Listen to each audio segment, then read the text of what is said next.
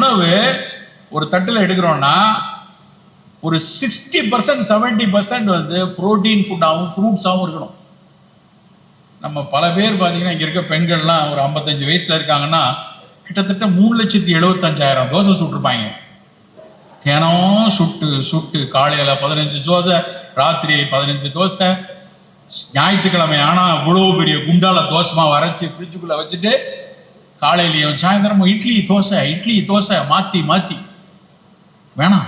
இனிமேல் தோசைக்கு அரைக்காதீங்க. தோசைக்கு அரைச்சி வீட்டில் வைக்கிறது என்னைக்காவது திருவிழா அன்னைக்கு பார்த்துக்கலாம். அன்னைக்கு நமக்கு இட்லி வேணும் வச்சுக்கலாம். இட்லி சிறப்பான உணவு தான். ஆனால் யாருக்கு? குட்டீஸ்க்கு, சின்ன குழந்தைகளுக்கு இட்லி கொடுங்க, தப்பே இல்லை. 50 தாண்டிட்டோம் 45 தாண்டிட்டோம் அப்படின்னாலே இட்லி தோசை ஒரு ஃபங்க்ஷனலா ஒரு ஏதாவது ஒரு திருவிழாக்களில் நம்ம சாப்பிட்டுக்கலாம். மற்ற நேரம்லாம் அப்போ என்ன சார் சாப்பிட்றது? நான் ஒருத்தட்ட ஒரு மீட்டிங்கில் ரொம்ப வேகமாக சொல்லியிருக்கேன் சார். இவ்வளோ நிறைய ஒரு கப்பு நிறைய சுண்டல், ஒரு பெரிய கப்பில் இந்த தாய்லாந்துல எல்லாம் கொடுப்போம் பெரிய டபரால சூப்பு, சுண்டல், கொஞ்சம் சூப், கொஞ்சம் பழத்துண்டுகள், முட்டை 1 or 2 புரோட்டீன் வேணும் இல்லையா, அதுக்கு 2 முட்டை. இல்லை சார் நான் மரக்கறியாளர், அப்போ முட்டைக்கு பதிலாக வந்து பன்னீர், இல்லை சோயா பன்னீர், நிலக்கடலை, அப்படி உங்கள் தட்டில் கொஞ்சம் சுண்டல், கொஞ்சம் சாலட், கொஞ்சம் சூப்பு, கொஞ்சம் முட்டை அப்படின்னு. ஒருத்தர் இருந்துச்சு, சார் இதெல்லாம் பிஃபோர் ஃபுட்டா ஆஃப்டர் ஃபுட்டா அப்படிங்கிறார்.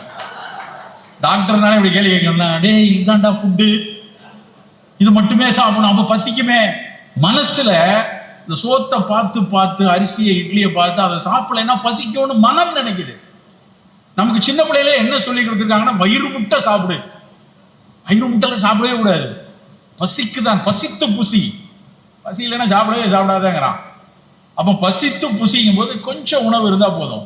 நம்முடைய செயலுக்கு ஏற்ற மாதிரி நம்ம என்ன போய் 15 கிலோமீட்டர் ஓடிட்டா வரோம், அதிகபட்சம் தினம் 5 கிலோமீட்டர் எப்படியாவது நடந்துருக்கமேனு வேகன்னு மார்னிங்கில் நடக்கிறது மட்டும்தான் வேலையாக இருக்குது. மீதி நேரம்லாம் கம்ப்யூட்டரில் உட்காரோம், இல்லை ஆஃபீஸில் உட்காந்து வேலை செய்கிறோம். நமக்கு அவ்வளவு கார்போஹைட்ரேட் தேவையில்லை. நம்ம உணவு புரதம் அதிகம் உள்ளதா. இப்போ நீங்கள் இங்கே இருக்கவங்கள சராசரி எடைன்னு பார்த்தா 60 கிலோ இருக்கும். 60 கிலோ வெயிட்டு தான் பெரும்பாலானவர்கள் 60லேருந்து 70 இருப்பீங்க.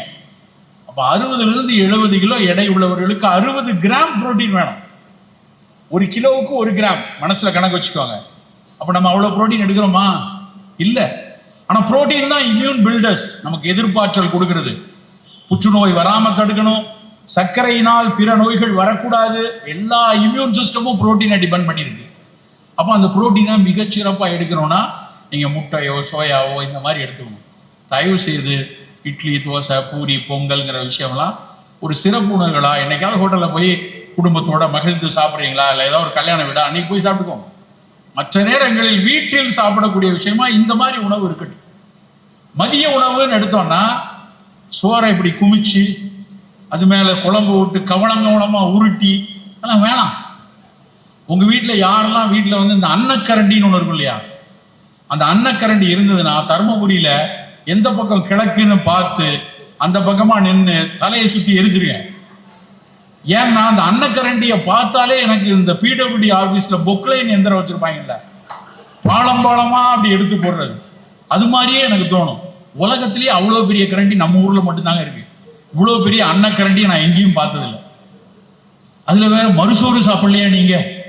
மறுசோறுலாம் சாப்பிட போட்டாதீங்க, அவன் போயிடுவான். சோறு ஒரு தடவை போட்டால் போதும். இனிமேல் முடிந்தா சோறுக்கு ஸ்பூன் வச்சுக்கலாம். ஸ்பூனில் எடுத்து போட்டு கை கொஞ்சம் வலிச்சாது நிறுத்திடுவோம்.